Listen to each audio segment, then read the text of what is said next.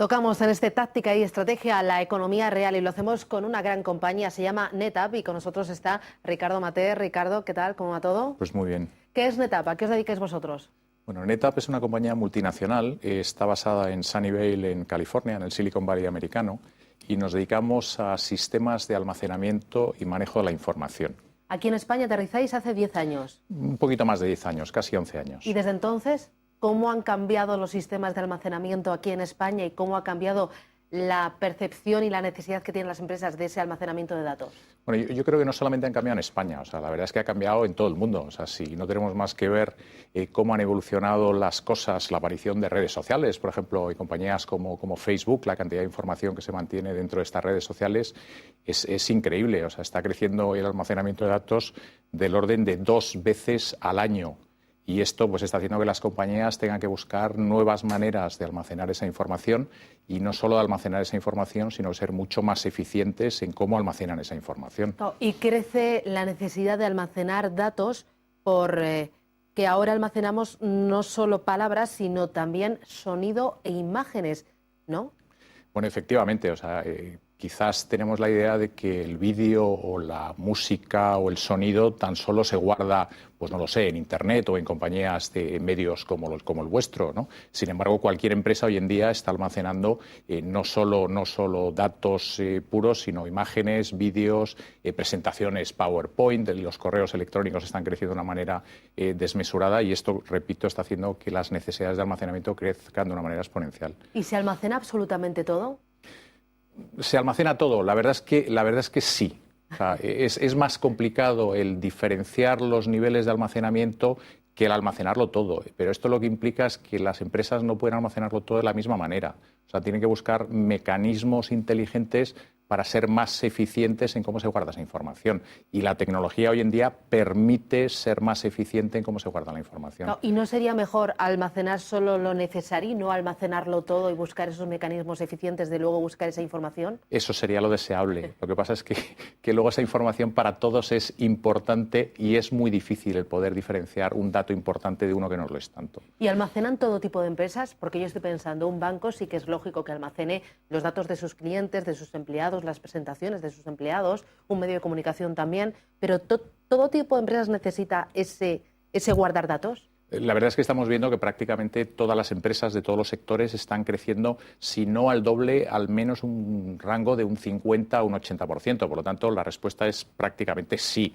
Lo que pasa es que hay quizás sectores en los cuales esa necesidad se viene multiplicada todavía más. Desde luego los medios de comunicación, como tú has comentado, pues no lo sé, las compañías petrolíferas que tienen que almacenar datos sísmicos, los hospitales donde están guardando radiografías, PACS, estas imágenes ocupan muchísimo espacio físico. ¿Y dónde se guarda ese cúmulo de datos?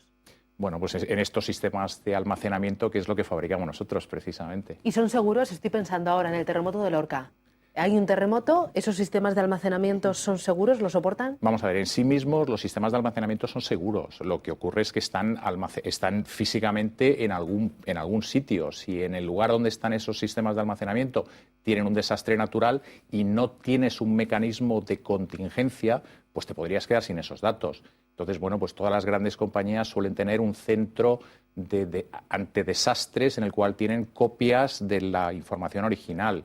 Y para pequeñas y medianas empresas que no son capaces de tener su centro propio, pues lo que hacen es contratar a terceras compañías para que tengan sus datos como copia de seguridad en esa tercera compañía, ¿no? A eso es a lo que llamáis vosotros cloud.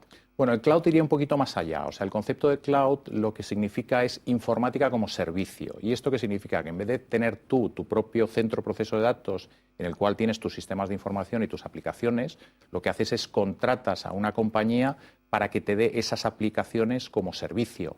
Por lo tanto, sacas de tu propio control esas aplicaciones y las llevas hacia un tercero. Por ejemplo, uno de los servicios que te podrían dar en la red sería la contingencia ante desastres, pero ese sería uno de los servicios dentro de la nube o dentro del cloud. ¿Y este cloud o esta nube la utilizan más las pequeñas y medianas compañías que las grandes, que un gran banco, por ejemplo? No, curiosamente lo utilizan todos, porque hay aplicaciones que hoy en día es mucho más fácil y mucho más rentable el sacarlas fuera de tu propia empresa que el tenerlas dentro de la empresa, y esto es válido tanto para grandes empresas como para pequeñas. Lo que ocurre es que, digamos que el centro de contingencia, en el caso de una gran empresa, tienes el tuyo propio, mientras que en una pequeña o mediana empresa lo normal es que lo saques a un especialista en este terreno, ¿no?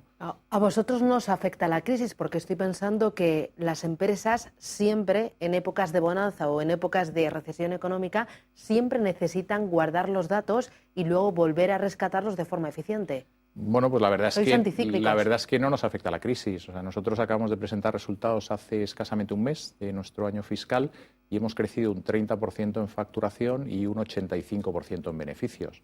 Por lo tanto, bueno, creo que no nos afecta la crisis. También es cierto que de las empresas que estamos en este sector somos la que más crece. Entonces, no solo en este sector están creciendo las compañías, sino que nosotros lo estamos haciendo de una manera más eficiente que cualquiera de nuestros competidores. ¿Y eso por qué? ¿Cuál es el secreto? Bueno, al final un poco tiene que ver con lo que te estaba comentando antes, porque la información crece de una manera exponencial, sin embargo, los presupuestos dentro de las compañías no crecen de manera exponencial, o sea, se mantienen planos o están creciendo un 3, un 4, un 5%. Entonces, nosotros lo que tenemos es una tecnología que permite a nuestros clientes ser mucho más eficientes en cómo almacenan los datos. Entonces, toda la información que esté duplicada en esos sistemas de almacenamiento, mediante ciertas tecnologías, eliminamos toda esa información duplicada y somos capaces de crecer mucho menos en capacidad, en espacio físico y en consumo energético, porque no hay que olvidar que detrás de todo esto hay un consumo energético y hay que ahorrar energía, o sea, hay que ser verdes, y en eso queremos ser.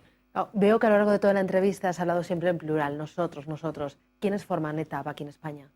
Bueno, en España somos un equipo de 50 personas y bueno, como te comentaba antes, pues estamos desde hace aproximadamente 11 años y estamos creciendo más o menos al mismo nivel que la compañía a nivel mundial. O sea, a pesar de la situación económica española, la compañía en España está creciendo los mismos ratios que en el resto del mundo. Pues enhorabuena por esos resultados, enhorabuena por ese equipo y a seguir trabajando y almacenando datos de forma eficiente. Ricardo, gracias. Hasta la próxima. Muchas gracias.